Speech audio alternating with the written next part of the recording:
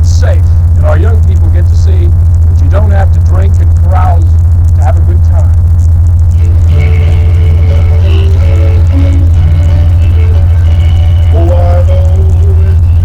It happens every Saturday night in Williamson. About 200 to 300 people gather in a converted shed to hear their friends and neighbors do some down-home picking.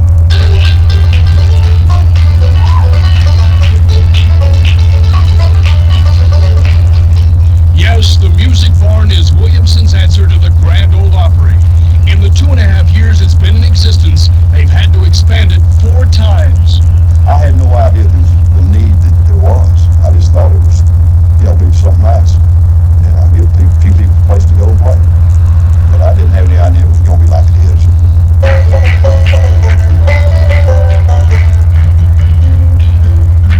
John Williams is the driving force behind the Music Barn, a retired Southern Bell Station repair supervisor. He and a group of his friends have done all the construction work. He said, I'm going to open up a music barn. And I laughed at him. I thought he was crazy. And I told him, I said, you're crazy. It'll never work. 2.5 years later, I'm his biggest fan.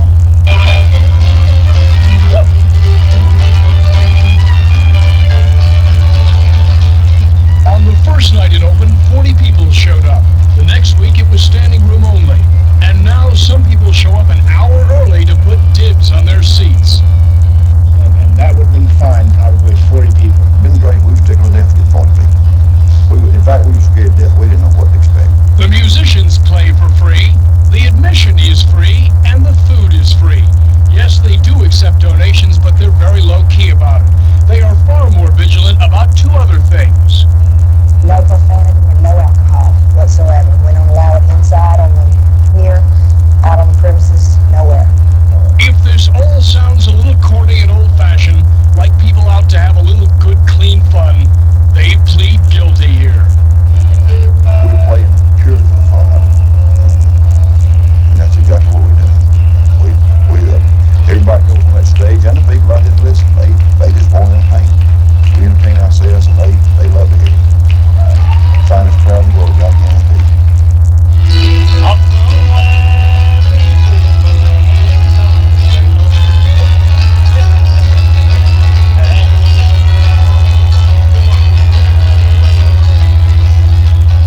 And now if the secret is out, I guess John Williams will have to just expand his music barn once again. And now how to get here. Take 75 south to the 1941 Jonesboro exit. And it's south to Highway 16 and 362 and on into Williamson. You can ask anybody here, they'll tell you how to get to the music barn. And tomorrow night, we go after the ultimate drink of water. Back to you, John and Monica. Could we ask you to give those directions one more time, because we just got the slide up showing it. So for folks, Sure, one more time. We go south on 75 down to 1941 Jonesboro exit. Then it's south to Highway 16 and 362 and on into Williamson. Just ask anybody here, they'll tell you how to get to the music barn. Sounds like a lot of fun. Good toe tapping time. Thank you. Club Rio, eat your heart out. But later on Action News, a couple of local golf stars swing for charity. Chuck has the story. A new hair policy in a local school system is raising some eyebrows. I'll explain why. More and more women are joining the ranks of the U.S. Army. Kimberly Kennedy explains why in her special assignment report, Women in Uniform.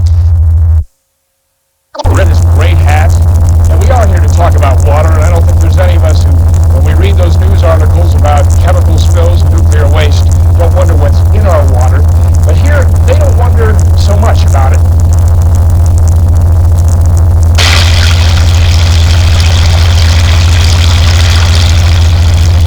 Spring, Georgia, it's not that they take their great-tasting spring water for granted. It's just that it's always been there. But let's not make any mistake here. The city is not only proud of its water, it's the #1 tourist attraction here. They come from Atlanta, they come from Rome, they come from Cedartown, they come from Villa Rica, they come from Cartersville, they come from Alabama to get the best water in the state of Georgia to drink. And they don't charge a dime for it. You can fill as many bottles as you want. After all, there's more than one spring in Cave Spring. We have more than one spring. We have quite a few springs around Cave Spring, but it's Cave Spring. And the people that's raised here resent you putting S on Cave Spring.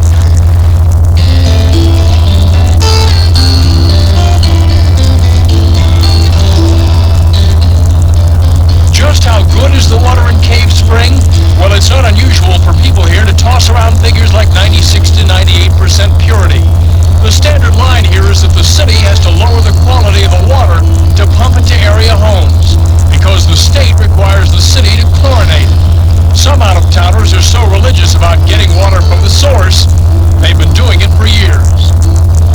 Well, we like the taste, but I read some articles that say it's real good water. It's good for low in sodium. I'm 71 years old, and this water has been here. And ever since I've been around, this water's been off there. You can't beat this water. So it's about what temperature at 60 degrees? The actual cave in Cave Spring is located in a park. It is believed to date back thousands of years. Limestone is what lines the cave. And get this, through various chemical and dating tests, they figure it takes 50 years from the time rain hits the mountain for the water to wind its way to the spring. And the reason it takes so long to get down to the bedrock system is that there's a chert, or the geologists call it knobs. There's about 75 to 100 feet of this underneath the topsoil, and it just has a slow time penetrating through this. That's Ben Jackson. He and some partners are now doing the inevitable. They are bottling Cave Spring water. Oh, I almost forgot. With 2.5 million gallons of water flowing out of these springs every day, it's no wonder they have one of the biggest swimming pools in the state, at more than an acre. It's shaped like the state of Georgia and filled with refreshing 58-degree Cave Spring water.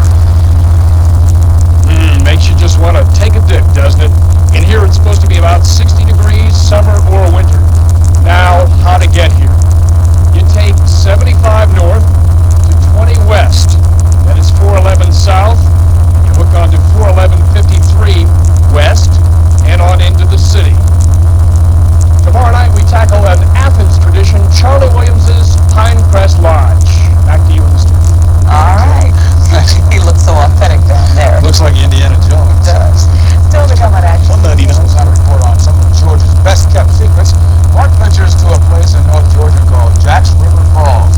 He was prompted by a letter from a man in East Cobb County who wanted to share one of his best kept secrets. Just understand it. Don't get too far ahead of us. I've got a first aid kit. Casey's got a first aid kit. You'd better know what you're doing if you go out with the Boy Scouts of Troop 795 out of East Cobb, or they'll leave you in the dust. Hey, you guys, wait up for me!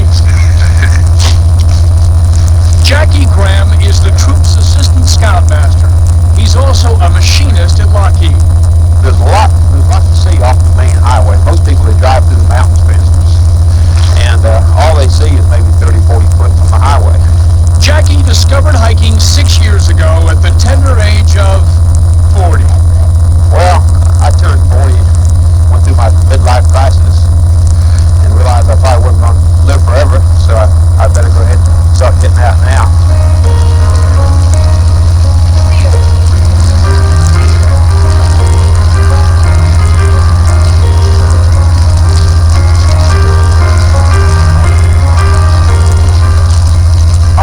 Takes us to a place called Jack's River Falls by way of the Beach Bottom Trail.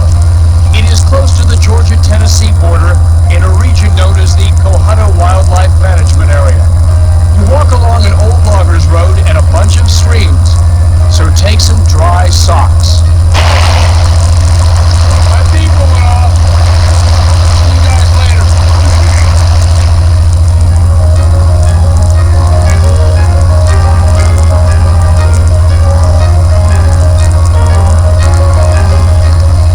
That the loggers missed 40, 50 years ago. That's what the whole forest would look like if it hadn't been logged out then. And eventually, with the Wilderness Act, this forest will return, and you can bring your grandkids up here.